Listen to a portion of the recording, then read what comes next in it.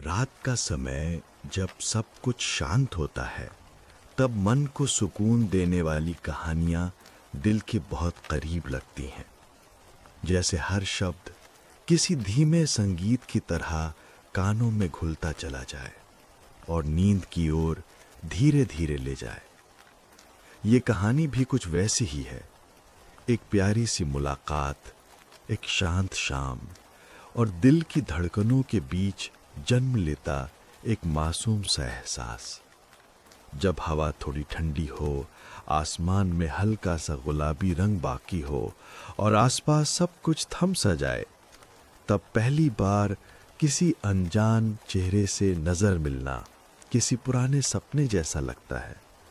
उसी तरह की एक शाम थी कॉलेज कैंपस की, और वहीं से ये कहानी शुरू होती है। सेमेस्टर की शुरुआत थी और मैं आरव पहली बार इस नए कॉलेज के माहौल में खुद को ढालने की कोशिश कर रहा था। आसपास बहुत सारे नए चेहरे, नई आवाजें और नई जगहें थीं, जिनके बीच में खुद को थोड़ा अलग महसूस कर रहा था। उस दिन शाम को मैं कैंपस के एक पुराने से पेड़ के पास वाली बेंच पर बैठा था। चारों ओर हल्की हल्की हवा चल रही थी और सूरज ढलने वाला था। तभी मेरी नजर दूर से आती एक लड़की पर पड़ी। वो स्लो वॉक करते हुए आ रही थी, हाथों में कुछ किताबें थी और उसके बाल हवा में हल्के हल्के उड़ रहे थे। मुझे पता नहीं क्यों, मगर पहली ही नजर में ऐसा लगा कि जैसे सब कुछ रुक गया हो। मैं बस उसे देखता रह गया। वो पेड़ के नीचे आकर रुकी और अपनी किताब खोलकर पढ़ने लगी। उसकी आंखों में एक सादगी थी, एक मासूमियत जो शायद हर किसी को खींच ले। मैं उसे दूर से ऑब्जर्व कर रहा था और खुद से ही पूछ रहा था कि वो कौन है, उसका नाम क्या होगा। मैं धीरे से उठा और उसी दिशा में कुछ कदम बढ़ाए, लेकिन फिर रुक गया। दिल में एक अजीब सी हिचक थी। वो बस अपनी किताबों में खोई हुई थी। उसने अपने बालों को कान के पीछे किया और एक हल्की सी मुस्कान उसके चेहरे पर आई। पूरा माहौल किसी फिल्म के सीन जैसा लग रहा था। मैं थोड़ी देर उसे देखकर वापस अपनी बेंच पर लौट आया, लेकिन मन उसी की तरफ खिंचा हुआ था। कुछ देर बाद जब मैं फिर उसकी ओर देखा, तो इस बार हमारी नजरें मिल गईं। एक पल को मैं बिल्कुल बिना हिले डुले बस उसे देखता रह गया। वो भी कुछ सेकंड्स तक मुझे देखती रही और फिर वो हल्का सा मुस्कुराई। उस मुस्कान ने जैसे मेरा दिल छू लिया हो। मैं थोड़ा घबरा गया और नजरें फेर लीं, लेकिन अंदर एक बहुत ही अच्छा एहसास होने लगा। रात को हॉस्टल के कमरे में लौटा तो दोस्तों की बातें चल रही थीं। कोई हंस रहा था, कोई म्यूजिक चला रहा था, मगर मेरी दुनिया में बस वही एक चेहरा घूम रहा था। मैं बेड पर लेटा हुआ उसकी तस्वीर अपने मन में बनाता रहा। पेड़ के नीचे, किताबों के साथ, एक शांत शाम और वो लड़की। मैं सोचने लगा कि अगर कल फिर से वो मिले तो मैं कम से कम उससे बात करने की कोशिश जरूर करूंगा। मन में कई बातें सोची कि कैसे बात शुरू करूं। हाय, मेरे नाम आरव है, तुम फर्स्ट ईयर में हो या तुम साइकोलॉजी पढ़ती हो क्या? मैं इन्हीं ख्यालों के साथ धीरे धीरे नींद में खो गया। अगले दिन मैं उम्मीद लेकर जल्दी उठा। क्लासेस स्टार्ट होने से पहले मैंने कैंटीन, लॉन और लाइब्रेरी के पास देखा, लेकिन वो कहीं दिखाई नहीं दी। थोड़ा डिसअपॉइंटमेंट सा हुआ। दोपहर के वक्त मैं लाइब्रेरी के बाहर खड़ा था, तब अचानक पीछे से एक बहुत प्यारी और धीमी सी आवाज आई। एक्सक्यूज मी, क्या साइकोलॉजी की किताब यहीं रिटर्न करनी है?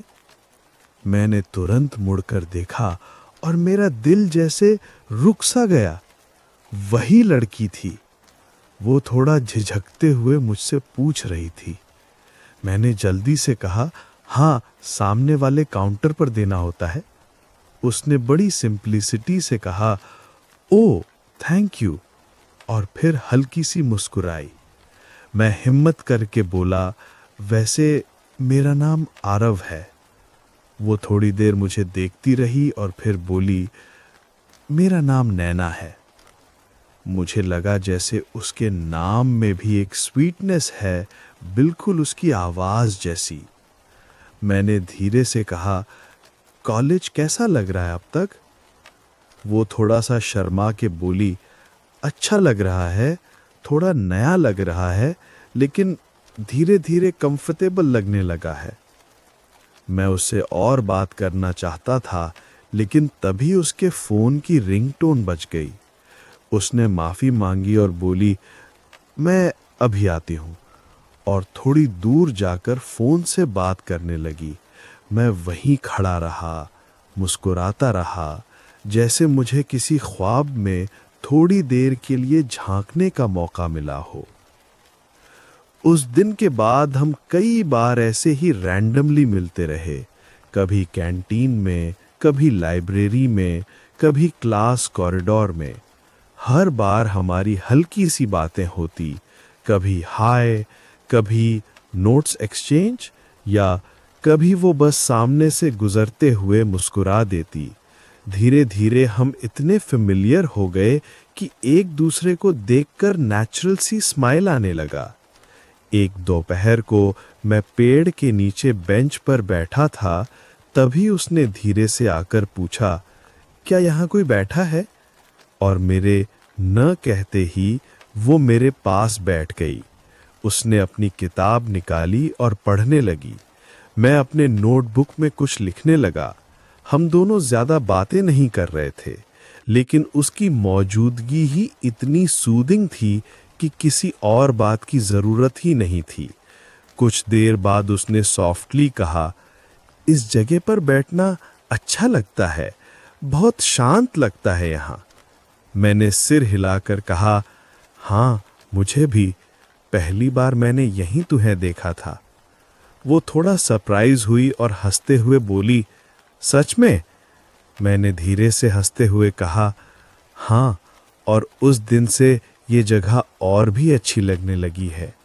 वो शर्माकर चुप हो गई, लेकिन उसकी आंखों में एक चमक थी। कुछ दिनों बाद हमने साथ कैंटीन में चाय पी और धीरे धीरे हमारी दोस्ती गहरी होने लगी। एक शाम जब सूरज ढल रहा था, उसने मुझसे कहा, तुम्हें सनसेट देखना पसंद है? मैंने कहा, बहुत। क्यों? वो बोली, चलो आज टेरेस से देखते हैं, बहुत अच्छा लगता है वहां से। हम दोनों हॉस्टल की टेरेस पर गए। वहां हवा थोड़ी ठंडी थी और पूरा आसमान ऑरेंज पिंक रंग में ढल रहा था। हम खामोशी से बैठे हुए बस उस नज़ारे को देख रहे थे। कुछ पल बाद उसने कहा, कभी कभी ऐसा लगता है जैसे सारी दुनिया रुक गई हो और बस यही पल हमारे लिए बना हो। मैंने मुस्कुराकर कहा, शायद यही वो पल होता है जब हमें पता चलता है कि हम किसके साथ ज्यादा खुश रहते हैं। हम दोनों ने एक दूसरे की ओर देखा और बिना कुछ कहे हंस दिए। धीरे धीरे कैंपस की हर शाम हमारे लिए एक नई याद बनती जा रही थी। लाइब्रेरी के बाहर बैठकर ग्रुप स्टडी जैसा दिखाना, लेकिन ज्यादा टाइम एक दूसरे को देखकर मुस्कुराना, चाय के साथ बारिश को देखते हुए बात करना और हर छोटी छोटी चीज में एक कंफर्ट फील करना, ये सब कुछ किसी ड्रीम जैसी लाइफ लग रही थी। पहली बार ऐसा लग रहा था कि शायद ये दोस्ती प्यार की तरफ बढ़ रही है, लेकिन हम दोनों में से किसी ने इसे जुबान नहीं दी थी। रात को जब मैं अपने कमरे में होता था तो अपने दिल में सॉफ्टली सोचता, क्या वो भी मुझे इसी इंटेंसिटी से याद करती होगी जैसे मैं उसे करता हूँ। कई बार मोबाइल का स्क्रीन देखते हुए दिल करता कि उसे टेक्स्ट करूं गुड नाइट, लेकिन फिर रुक जाता कि कहीं जल्दी फील ना हो जाए। दूसरी तरफ उसके हाथ में भी शायद फोन होता होगा और वो भी यही सोचती होगी। कई बार हॉलवेज में बस आंखों से बात हो जाती थी। एक बार उसने मेरे हाथ में एक पुरानी डायरी देखी और पूछा, ये तुम लिखते हो? मैंने कहा, थोड़ा बहुत, बस अपने मन की बातें। उसने बहुत सच्चाई से कहा, तुम मुझे कभी अपनी लिखी पोएट्री सुनाओगे? मैंने कहा, अगर तुम सुनना चाहो तो किसी दिन जरूर। उसने धीरे से हंसकर कहा, मैं सुनना चाहती हूं। उस एक छोटी लाइन ने मुझे बहुत खुश कर दिया।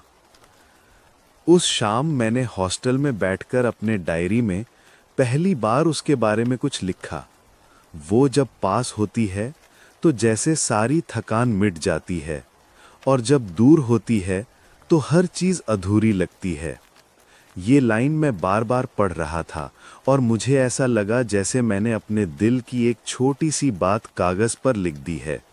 मुझे यकीन नहीं था कि ये बस दोस्ती है या कुछ और गहरा, लेकिन अंदर एक खास एहसास था जो हर रोज और भी बढ़ता जा रहा था। उसी दौरान हमने एक साथ कॉलेज फेस्ट की तैयारी शुरू की। वो कंप्यूटर ग्राफिक्स में हेल्प कर रही थी और मैं म्यूजिक टीम में था। प्रैक्टिस सेशंस के बीच हम मिलते, एक दूसरे को स्टेज रिहर्सल के बारे में बताते और बीच बीच में मजाक करते। एक दिन फेस्ट प्रैक्टिस खत्म होने के बाद वो बहुत थक गई थी और स्टेज पर बैठ गई। मैंने उसे पानी दिया। उसने पानी पीते हुए मेरी ओर देखा और बोली, थैंक्स आरव, तुम हमेशा टाइमली हेल्प कर देते हो। आई फील वेरी कंफर्टेबल तुम्हारे साथ। मैंने धीरे से कहा, मुझे भी तुम्हारे साथ हर चीज आसान लगती है। वो थोड़ी देर मुझे देखती रही और बस धीरे से मुस्कुरा दी। उस दिन शाम को जब मैं अकेला कैंपस में घूम रहा था तो मुझे पूरा यकीन होने लगा कि ये सिर्फ दोस्ती नहीं है, ये कुछ और है, कुछ ऐसा जो मेरे दिल के बहुत करीब है और जिसकी वजह से हर दिन और भी खूबसूरत लगने लगा है। मैं इस कहानी का हिस्सा बना रहूंगा, जैसे हर दिन हम दोनों के बीच की दोस्ती प्यार में बदलती जा रही थी, लेकिन बिना कहे, बिना शोर के। उस शाम के बाद से हम दोनों अक्सर एक दूसरे के साथ थोड़ा ज्यादा समय बिताने लगे। कैंटीन में वो मेरे बगल वाली कुर्सी खोज लेती थी और मैं भी, अगर वो आसपास ना हो तो कुछ अधूरा सा महसूस करता था। एक दिन उसने मिठास भरे अंदाज में कहा, तुम्हें पता है, तुम्हारे साथ बैठकर पढ़ाई भी अच्छी लगने लगी है, वरना मैं कभी ग्रुप स्टडी में इंटरेस्ट नहीं लेती थी। मैंने मुस्कुराते हुए कहा, शायद इसलिए क्योंकि तुम पढ़ नहीं रही हो, तुम बस मेरे साथ हो। उसने मेरी ओर देखा और फिर नजरें झुका ली। वो हल्की सी शर्म, वो पल जैसे किसी गाने की धीमी मेलोडी हो। कॉलेज फेस्ट के प्रैक्टिस के बीच हम दोनों और करीब आ गए। ऑडिशन हॉल के बाहर बैठकर उसने एक दिन मुझे अपना छोटा सा स्केच बुक दिखाया। उसने मुझे बताया कि उसे ड्राइंग का बहुत शौक है और मोस्टली वो नेचर और लोगों के छोटे छोटे स्केचेस बनाती है। मैंने उससे पूछा, क्या तुमने कभी किसी का पोर्ट्रेट बनाया है? उसने थोड़ी हेजिटेशन के साथ कहा, नहीं, अभी तक नहीं, मुझे थोड़ा कॉन्फिडेंस कम लगता है। मैंने हल्का सा स्माइल दिया और कहा, फिर मेरा बना दो, मैं तो तुम्हारा पहला मॉडल बनने को रेडी हूं। वो हंस पड़ी, तुम तो सीरियसली कहीं भी जोक मार देते हो। मैंने कहा, नहीं, मैं सीरियस हूं, जब तुम रेडी हो तो कोशिश करना। उसकी आंखों में एक सॉफ्ट चमक थी। शायद उसने पहली बार किसी ने इतनी पॉजिटिविटी से उसके पैशन को सुना। एक शाम जब हम स्टेयरकेस पर शाम की हवा एंजॉय कर रहे थे, मैंने धीरे से कहा, नैना, तुम्हारे साथ वक्त गुजरता है तो मुझे लगता है कि सब कुछ ठीक हो रहा है, बिना किसी वजह के। वो कुछ पल चुप रही और बस दूर दूर तक नजर दौड़ाती रही।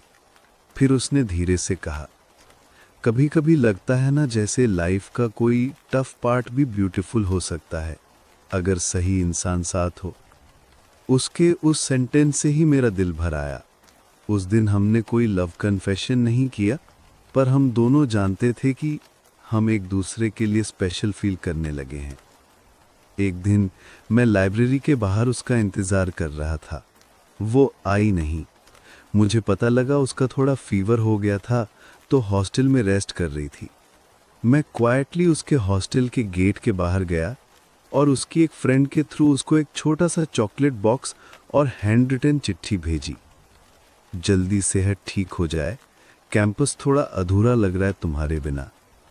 शाम को उसका मैसेज आया, यू मेड माई डे। उसके मैसेज के एंड में एक छोटा सा रेड हार्ट बना हुआ था। मैंने बहुत देर तक उस हार्ट को स्क्रीन पर देखकर फील किया। दिल हल्का हल्का धड़क रहा था। उस पल ऐसा लगा कि ये फ्रेंडशिप कुछ ज़्यादा ही गहरा हो चुका है। अगले दिन जब वो थोड़ा बेटर फील कर रही थी तो हम कैंटीन के बाहर मिले। उसने सीधे आंखों में देखकर कहा, तुमने जो नोट भेजा था मुझे बहुत अच्छा लगा। मैंने कभी इतना केयर्ड फील नहीं किया किसी के सामने। मैं बस हल्का मुस्कुराया और कहा, सच कहूँ तो मुझे भी तुम्हारी आदत लग गई है। उसने कुछ नहीं कहा, पर उसकी आंखों में वो एक इमोशन था जो लफ्ज़ों से ज़्यादा कह रहा था। उस पल हम दोनों बस चुप रहे। शायद दिल ने दिल से कोई बात कह दी थी। कुछ दिनों बाद कॉलेज ट्रिप अनाउंस हुआ। वो एक ओवरनाइट कल्चरल रिट्रीट था। हम सब बस में नाइट जर्नी पर निकले। रात का टाइम, हल्का म्यूजिक चल रहा था। सब स्टूडेंट्स अपनी मस्ती में थे। मैं और नैना एक ही विंडो सीट पर बैठे थे। उसने अपना हेड मेरे शोल्डर पर रख दिया। मेरा दिल इतना शांत हो गया जिसे शब्द दे पाना मुश्किल था। उसने धीरे से कहा, अगर तुम्हारे कंधे पर सर रख के नींद आ जाए तो शायद ये दुनिया की सबसे पीसफुल फीलिंग होगी। मैं सिर्फ हल्का से उसके बाल को टच करके खुद भी खुश हो रहा था। हवा बस की विंडो से चल रही थी और वो रात कभी खत्म ना हो, यही लग रहा था। ट्रिप के एक दिन बाद कैंपस वापस आए। वहाँ से हम और भी क्लोज हो गए। एक दिन मैंने अपनी डायरी की एक पोएट्री पेज उसको दिखा दिया। उसने पढ़ते पढ़ते आंखें भर लीं और कहा, ये तुमने मेरे लिए लिखा है ना? मैंने धीरे से हाँ कहा। वो कुछ सेकंड्स चुप रही, फिर बोल पड़ी, अगर ये प्यार नहीं तो फिर क्या है? मैंने उसके हाथ अपने हाथ में लेकर कहा, हाँ नैना, मुझे तुमसे प्यार हो गया है। धीरे धीरे, बिना कहे, पर बहुत सच्चा। उसकी आंखों से खुशी के आंसू आ गए और उसने मुझे हग कर लिया। उस हग में शायद सारी दुनिया की थकान चली गई थी। उस दिन हग करते वक्त हमने बहुत देर तक कुछ नहीं कहा, बस हम एक दूसरे की हार्ट बीट सुन रहे थे। फिर भी स्टोरी परफेक्ट तब तक नहीं होती जब तक उसमें एक छोटा सा इमोशनल ट्विस्ट ना आए। कुछ हफ्ते बाद एग्जाम्स के प्रेशर और फैमिली रिस्पॉन्सिबिलिटीज़ की वजह से नैना कुछ ज़्यादा ही स्ट्रेस में हो गई थी। उसका फादर हॉस्पिटल में एडमिट था और उसने मुझसे मिलना कम कर दिया था। वो मैसेजेस का रिप्लाई लेट देती और मिलते वक्त भी चुप रहती थी। मैं समझ नहीं पा रहा था कि क्या गलत हो गया है। मैंने एक दिन पूछा, तुम मुझसे दूर क्यों हो रही हो? मैंने कुछ गलती की क्या? उसने बस इतना कहा, नहीं आरव, बस लाइफ में भी बहुत कुछ चल रहा है, हम लेटर बात करेंगे। उसके बाद उसने अपने फ़ोन पर भी बात कम कर दी। 2 हफ्ते तक हम प्रॉपरली बात नहीं कर पाए। मैं अंदर से थोड़ा टूट रहा था। उसकी याद में मैं उसी पुरानी बेंच पर बैठता था और डायरी में लिखता, कभी कभी सबसे अपना इंसान भी दूर हो जाए तो दिल में खालीपन सा भर जाता। एक रात में हॉस्टल टेरेस पर था। ठंडी हवा चल रही थी। कॉलेज बिल्डिंग के लाइट्स कहीं कहीं जल रहे थे। उस वक्त मुझे वॉइस नोट आया, आरव, आई एम सॉरी, मैं तुमसे बात नहीं कर पाई। पापा को सर्जरी करानी थी। मैं मेंटली बहुत टायर्ड थी। मैं किसी से बात नहीं कर पा रही थी। तुम प्लीज मुझे समझो। उसके बाद सेकेंड वॉइस नोट, पर एक बात सच है, मैं तुमसे बहुत प्यार करती हूँ और तुम्हारे बिना मैं और टूट जाऊंगी, प्लीज मुझे अपना समझो। मैंने तुरंत उसको कॉल किया पर उसने फ़ोन नहीं उठाया। मैंने मैसेज किया, मैं टेरेस पर हूँ, अगर तुम हॉस्टल गेट के पास आ सको तो मैं बस तुम्हें एक बार देखना चाहता हूँ। 10 मिनट बाद वो आई, उसकी आंखों में आंसू थे। उसने आते ही मुझे टाइटली हग कर लिया। वो रो रही थी और बार बार कह रही थी, Aarav I really love you, please मुझसे दूर मत जाना। मैंने उसके बाल संभालते हुए कहा, मैं यही हूं नैना, हम ये साथ मिलकर फेस करेंगे। उस रात हम लेट तक टेरेस पर बैठे, बिना किसी शोर, बिना किसी डर के, बस एक दूसरे के पास चुपचाप बैठे रहे। उस दिन के बाद हम और भी स्ट्रांग हो गए। एग्जाम्स के बाद उसके पापा की सर्जरी सक्सेसफुल हुई। उसने एक दिन मेरे कंधे पर से रखकर कहा, तुम मेरी लाइफ का सबसे पीसफुल चैप्टर हो। मैंने हंसते हुए कहा, और तुम मेरी लाइफ की वो स्टोरी हो जिसकी वजह से मुझे खुद पर भरोसा हो गया। एक शाम जब हवा हल्की ठंडी थी और हम सनसेट देख रहे थे, मैंने उससे जेंटली पूछा, नैना तुम मेरे साथ लाइफ भर चलोगी? उसने बिना देर किए कहा, हमेशा। हम दोनों बेंच पर बैठे रहे और उस वक्त हम दोनों के हाथ साथ थे, जैसे कह रहे हों अब सब ठीक है। उस दिन रात को मैं एक न्यू डायरी पेज लिख रहा था। उसमें लिखा, कभी सोचा ना था कॉलेज की एक शाम मेरी पूरी लाइफ की डायरेक्शन बदल देगी। वो पहली नज़र, उसकी हल्की मुस्कान, और आज हम दोनों एक दूसरे का सहारा बन चुके हैं। मैंने डायरी बंद की और टेक्स्ट भेजा, गुड नाइट मेरी ज़िंदगी। उसने रिप्लाई किया, गुड नाइट मेरी लाइफ की सबसे खूबसूरत कहानी। वो एक स्लो और गहरा लव था, बिना लाउड वर्ड्स के, बिना ज़्यादा प्रॉमिसेस के, लेकिन बहुत प्योर। कैंपस की वो शाम जब हम पहली बार मिले थे, वो इमेज हमेशा मेरे दिल में रहेगी। कहानी ख़त्म नहीं हुई, बस एक नया और खूबसूरत फेज शुरू हुआ। प्यार अब भी वही है, हल्का, शांत और हमेशा साथ चलने वाला। इस कहानी के साथ जिस रात हम सोते हैं, हमारे सपने भी शांत हो जाते हैं। यही चाह थी, एक प्यारी लव स्टोरी जो नींद ला दे। कैंपस की उस शाम से शुरू हुई और एक पुरसुकून एंड के साथ दिल में उतर गई। हमारी कहानी एक खूबसूरत मोड़ पर थी, लेकिन जैसे हर रिश्ते में कभी न कभी एक ऐसा मोड़ आता है जहां सब कुछ अचानक मुश्किल लगने लगता है, ठीक वैसा ही कुछ होने लगा। कॉलेज का नया सेमेस्टर शुरू हुआ और हमारे डिपार्टमेंट में नए प्रोजेक्ट्स और प्रेजेंटेशंस की बहुत ज़्यादा लोड आ गई।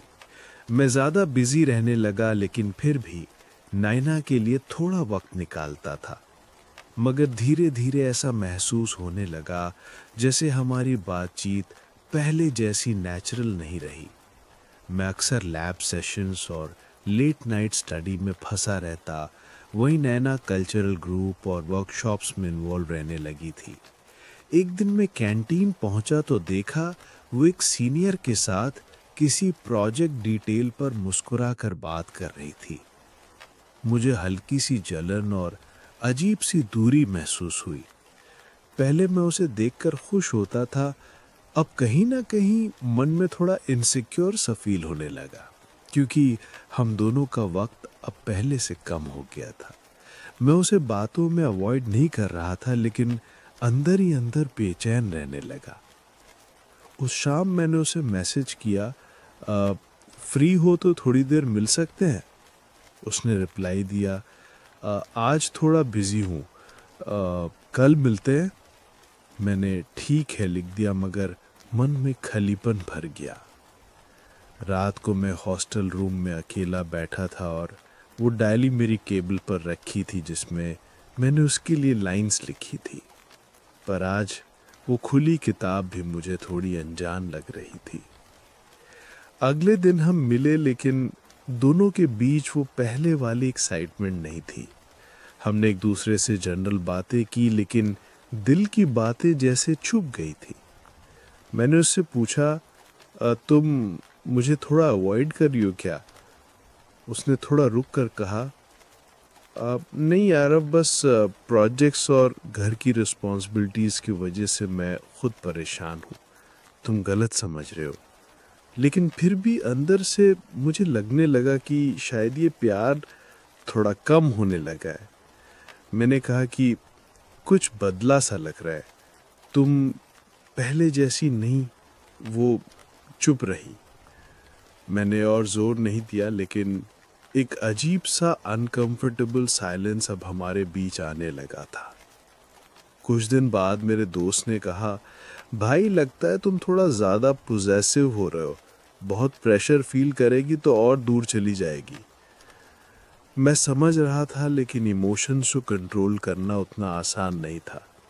मैं उससे मिलने गया और कहा, मुझे लगता है तुम मुझे समझ नहीं पा रही हो, मैं बस तुम्हारे करीब रहना चाहता हूँ।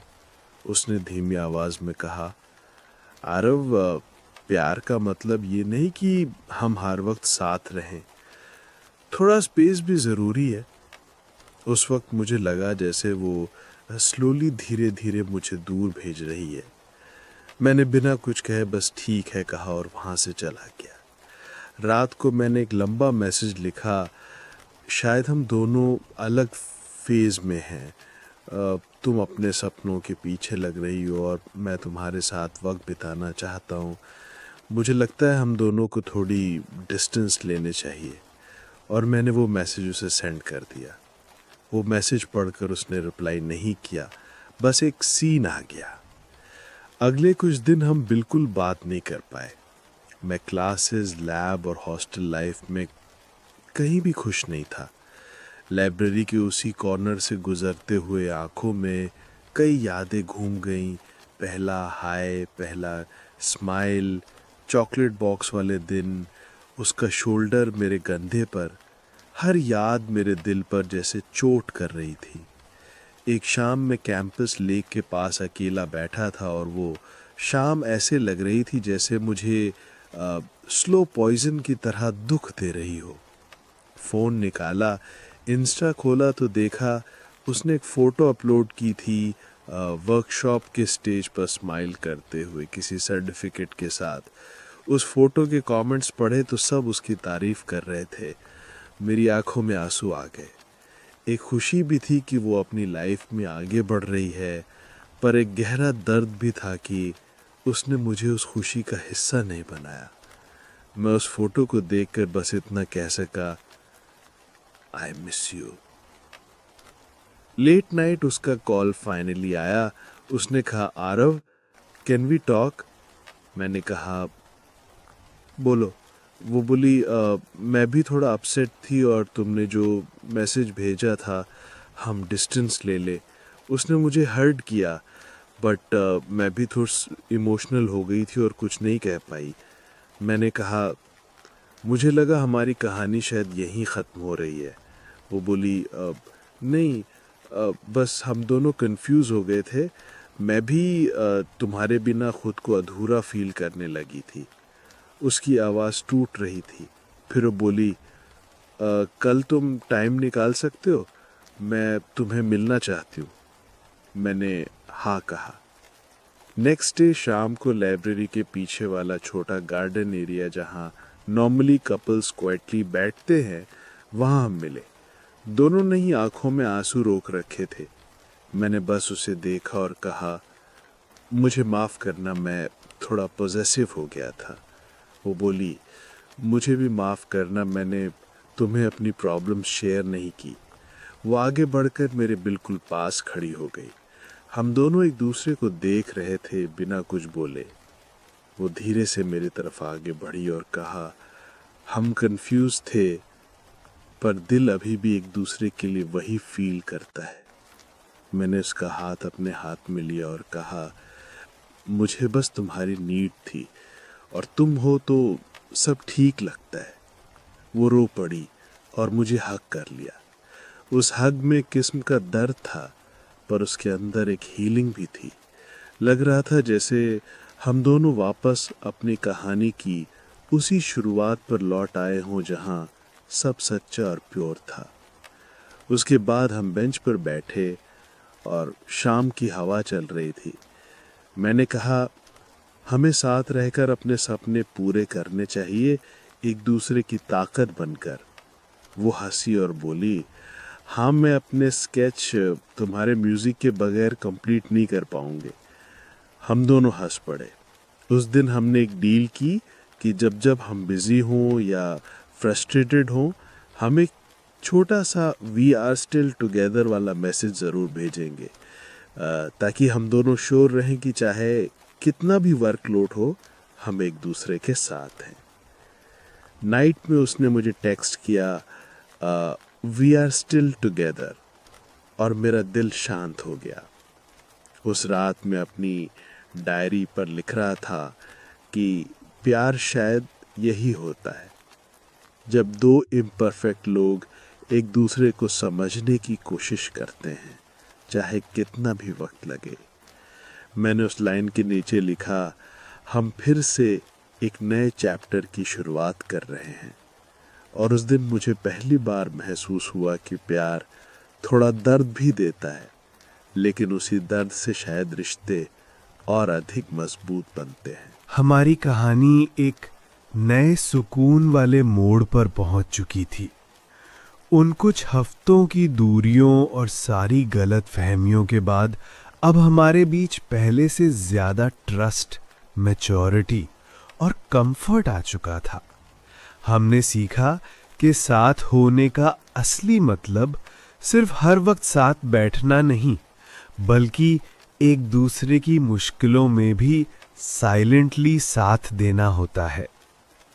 नायना ने अब अपने स्केचबुक में मेरे लिए एक नया पेज बनाना शुरू किया था। वो लाइब्रेरी में बहुत प्यार से मेरी तरफ देखते हुए धीमी आवाज में बोली, मैं तुम्हारा पोर्ट्रेट बनाना चाहती हूँ, वो पहला वाला वादा। मैंने मुस्कुराकर कहा, तुम्हारे हाथों से बना हुआ तो दुनिया का सबसे कीमती स्केच लगेगा। हम दोनों लाइब्रेरी के एक शांत कोने में बैठे रहे। उसके हाथ में पेंसिल थी और वो कंसंट्रेट करके मेरे चेहरे को देख रही थी। उस पल बस पंखे की हल्की सरसराहट और पेज पर चलती पेंसिल की आवाज थी। उसकी आंखों में एक शांति थी, जैसे जो प्यार हमने खोने से बचाया है वो अब और भी कीमती बन गया है। कुछ दिनों बाद हमारा कॉलेज का एनुअल फेस्ट हुआ। इस बार मैं और नायना दोनों ही पूरी एनर्जी से हिस्सा ले रहे थे, लेकिन सबसे खास बात ये थी कि हम दोनों अब एक दूसरे को हर चीज में सपोर्ट कर रहे थे, लेकिन बिना किसी डर या इनसिक्योरिटी के। फेस्ट के 2 दिन बाद रिजल्ट बोर्ड लगा और मेरी म्यूजिक परफॉर्मेंस को फर्स्ट प्राइज मिला। मैं काफी खुश था, लेकिन असली खुशी तब हुई जब नायना भी अपना आर्ट अवार्ड लेकर मेरी ओर भागी और कहा, हम दोनों ने अपने सपने पूरे किए विद ईच अदर। मैंने उसे वहीं भीड़ के बीच हग किया और वो पल हमारे लिए किसी फेरी टेल जैसे लग रहे थे। शाम को हम कैंपस की छत पर सनसेट देख रहे थे और वो धीरे से मेरी बाजू पकड़कर बोली, अगर उस दिन हम एक दूसरे का साथ नहीं छोड़ते तो शायद हम कभी इतना स्ट्रांग नहीं बन पाते। शायद ये दूरियां भी जरूरी थीं। मैंने सर हिलाया, और शायद इसीलिए ये प्यार इतना सच्चा लगा, क्योंकि हमने इसे खोने से बचाया है। धीरे धीरे हवा ठंडी होने लगी और नायना ने अपना सर मेरी शोल्डर पर रख दिया। हम दोनों बस आसमान को देखते रहे और उस समय कोई शब्द जरूरी नहीं था। फिर धीरे धीरे वक्त गुजरता रहा, परीक्षाएं खत्म हुई, हम फाइनल ईयर में आ गए।